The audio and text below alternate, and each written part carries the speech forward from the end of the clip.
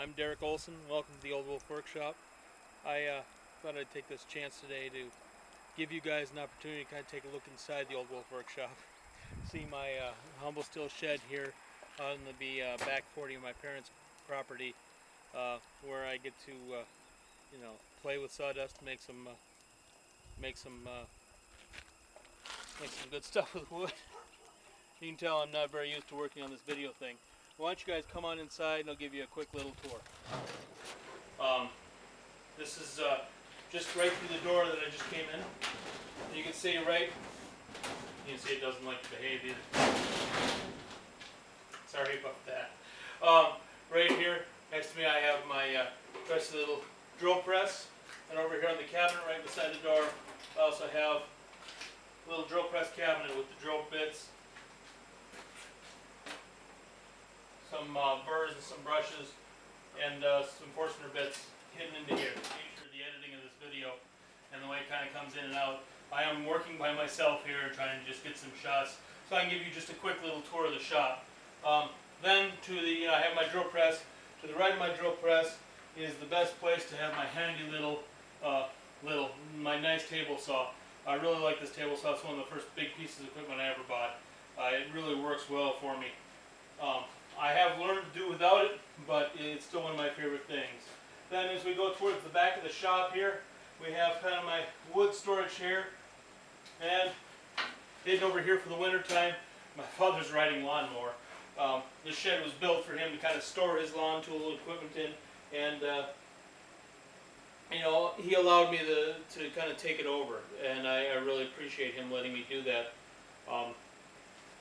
And letting him kind of push his stuff way up to the edge and take it out and make it more accessible for him in the summertime when he needs to mow the lawn. A matter of feet, almost inches actually, over to the other side of the shop. I don't have a whole lot of width here in the shop. It's about a 30 by 12 building, all told together. Works pretty well. I got the shop set up in kind of a linear fashion, so I have a workflow that kind of runs through like this. But again, I do a lot of hand tool woodworking, so it isn't as important to have a workflow from machinery piece to machinery piece to machinery piece like you might have in another type of shop. I still do have some of the plug-in toys though. I have my router and my router table here. I do get to use this thing from time to time. I do have an older router in here. I'm looking to replace it here actually in the next little while. Table saws here. I have my clamps in the back behind the table saw. A couple sawhorses disassembled sitting over in the corner here. And this is one of the most important things in my shop. This is my thinking chair. So when I'm having trouble with a piece, when I need to just stop and take a breath and think about what's going on with the, what I'm building, there's times that everybody needs to take a step back. This is the chair that I kind of go to. I sit down, relax, think about what's going on, and maybe come up with some answers that'll help me. And just kind of moving around the shop, I guess as I'm facing you to my left a little bit. Moving on, I have this stainless steel table that my father had out here when I came out here to work. And I just kind of put it to use as a place to hold some of the various stationary things. I keep my bench grinder over here, another power sharpener over there that I really don't even use anymore, and the power miter saw that hardly ever sees electricity anymore either. Over here I do have my sanding cabinet where I keep all my sanding supplies. You guys follow the blog, you've seen me work on that on the blog. And it's just kind of a various place to collect. It's a crap collector kind of table over here, with the exception of my mighty mini bandsaw here, which I'd like to upgrade it to a full-size bandsaw in the future here, but for right now this was a nice entry level for me to get me in and get me used to using the tool, and learn kind of the tricks that go along with the trade with it. It does kind of demonstrate, however, one of the biggest downfalls of the Oldwolf workshop, which is power. You can see I have the bandsaw plugged into an extension cord which runs over to the other side of the room. I can really only run one thing at a time here, so there's no chance for me to run any dust collection or anything like that along with my tools, which in the summertime isn't bad. I can open up the doors and things and let the airflow through. It really doesn't get too thick in here. In the winter time, however, I do end up focusing more on hand tool woodworking because there's less dust involved with it and more nice fluffy little shavings with the planes. Moving over just a little bit more then from the bandsaw, we have here is the that old world tool chest that I've done several blog posts about. That actually is going to be a big project for me this summer, is to kind of rebuild my own Oldwolf workshop version of that tool chest, so I can have a place to store my tools that I'll be more happy, more comfortable with. That way this chest can dig, this old buddy can get retired up to our apartment in our house and you know, see a better life from here on out, I hope. It's just too much of a family heirloom and a piece to continue to beat on and to use the way I really want to use a tool chest. Then we have my lathe sitting here. Again, kind of an entry-level version of a lathe, not a mini lathe, full-size lathe, but entry version. It's one of those things I like to do. I like to buy a tool, a little bit of an entry-level version of that tool. I get really used to it. I get to know what I like, what I don't like about that power tool, and then I can make more informed decisions based on what practices and habits I've picked up when it comes to buying a full upgraded size of that tool. Then up here on the shelf, we have the sawtill that we worked on over the last summer. Put a little drawer under here. This sawtill's been absolutely great. I love having my saws and things organized like this. I can't wait to build a companion to it to kind of hold my planes and things like that. I'm not sure if that's where I'm going, or I'm still making some decisions when it comes to that. There's one more thing I want to point out. You see it's actually 52 degrees in the shop today. That is a heat wave here in Wisconsin for this winter. This winter's been cold. It's been a winter of attrition. It's been difficult to get out to the shop. Today it's actually like 40-some degrees outside. I got my little kerosene heater going in here. It's got it up to 52. I'm able to take off my sweatshirts and just sit here in my t-shirt and long underwear and be fairly comfortable out here, which is nice, which is really nice. Over here to the far end of the shop, and you can see kind of what I have going on down here. I have my Sears cart, my tool cabinet over here. This is where right now I house the majority of my planes, and you know, lots of screwdrivers and smaller little tools in here. Again, this is really the system that I'm not completely happy with, that I'm hoping to fix with a little bit more of a traditional solution like tool chest and maybe a hanging tool cabinet with an opening to it.